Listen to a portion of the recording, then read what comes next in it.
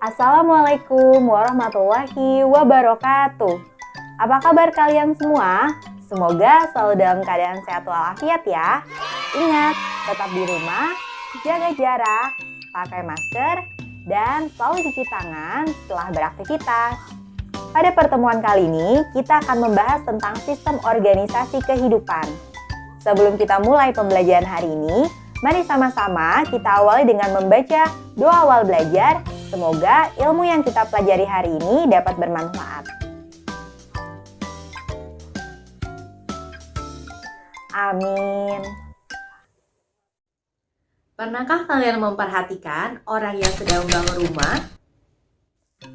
Diawali dari bagian terkecil yaitu batu bata.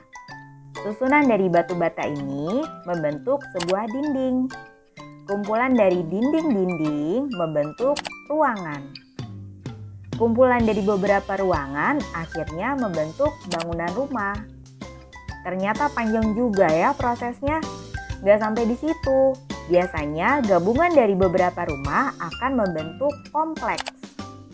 Nah, biasanya di sekitar kompleks ini ada pasar, ada taman, dan juga kolam.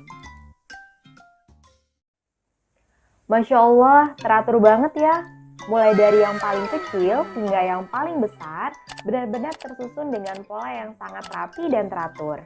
Hal ini juga sudah dibuktikan dalam Quran Surat Al-Hijr ayat 21 yang berbunyi, "Dan tidak ada sesuatu pun, melainkan pada sisi kamilah hasanahnya. Kami tidak menurunkan, melainkan dengan ukuran tertentu." Quran Surat Al-Hijr ayat 21. Ternyata tidak hanya bangunan rumah saja yang terorganisir, tetapi tubuh manusia dan juga makhluk hidup lainnya juga tersusun secara sempurna. Dalam IPA, hal ini dikenal dengan nama sistem organisasi kehidupan. Sebenarnya, apa sih sistem organisasi kehidupan itu?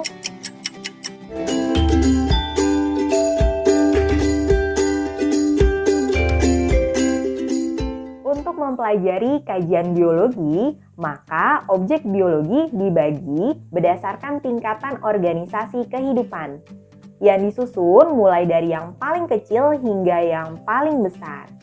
Urutan organisasi kehidupan dimulai dari sel, jaringan, organ, sistem organ, organisme, populasi, komunitas, ekosistem, dan terakhir bioma. Seperti contoh membangun rumah. Diawali dari bata yang merupakan selnya, kumpulan dari bata akan membentuk dinding yaitu jaringannya, kumpulan dari dinding akan membentuk ruangan yaitu organnya, dan beberapa ruangan akan membentuk bangunan rumah atau sistem organ, dan seterusnya. Tingkat organisasi kehidupan diawali oleh sel. Sel adalah unit struktural dan fungsional terkecil yang dimiliki oleh makhluk hidup. Setiap bagian tubuh manusia tersusun atas sel. Contoh dari sel adalah sel darah merah, sel saraf, sel ovum, dan sel lainnya. Kumpulan dari sel-sel akan membentuk jaringan. Jaringan adalah sekelompok sel sejenis yang memiliki bentuk dan fungsi yang sama. Contoh dari jaringan pada hewan adalah jaringan epitel, jaringan ikat, jaringan saraf, dan jaringan adiposa. Sedangkan contoh jaringan pada tumbuhan adalah epidermis, parenkim, pengangkut, dan penyokong. Kumpulan dari jaringan yang bekerja sama melaksanakan fungsi tertentu akan membentuk organ.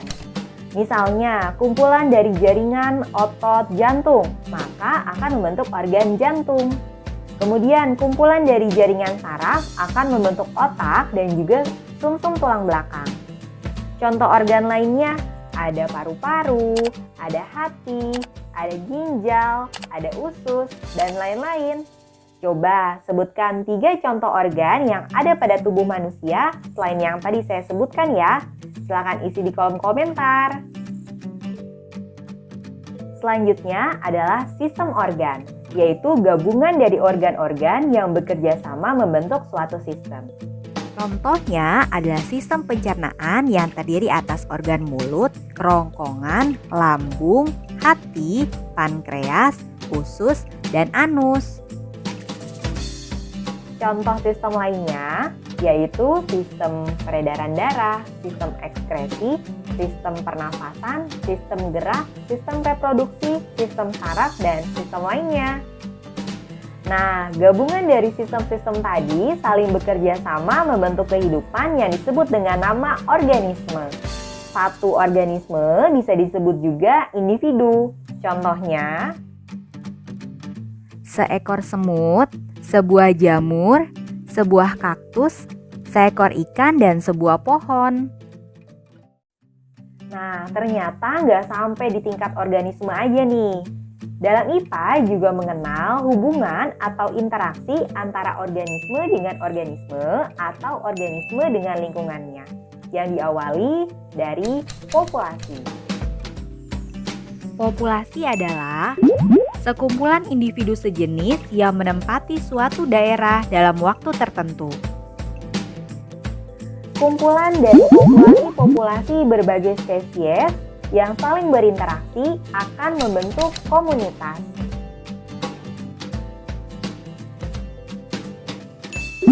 Komunitas adalah kumpulan dari berbagai spesies yang saling berinteraksi. Nah, kalau terjadi interaksi antara makhluk hidup dengan lingkungannya, inilah yang disebut dengan ekosistem. Contohnya ada ekosistem alami yaitu ekosistem perairan dan darat, dan juga ekosistem buatan yaitu ekosistem kolam dan kebun. Nah, sampai kita di tingkatan terbesar dalam sistem organisasi kehidupan yaitu bioma. Macam-macam bioma ada gurun, savana, padang rumput, hutan hujan tropis, taiga, dan tundra. Mudah-mudahan kalian sudah paham ya tentang penjelasan tadi, di mana sistem organisasi kehidupan dimulai dari sel, jaringan, organ, sistem organ, organisme, populasi, komunitas, ekosistem, dan terakhir bioma. Pemahaman tentang sistem organisasi kehidupan yang baik membuat kita menjadi pribadi yang lebih baik lagi. Karena sejatinya manusia hidup dikelilingi oleh hewan, tumbuhan, bakteri, bahkan virus sekalipun.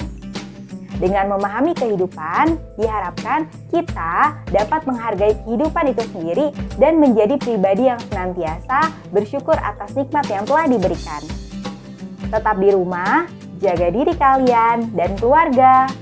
Wassalamualaikum warahmatullahi wabarakatuh.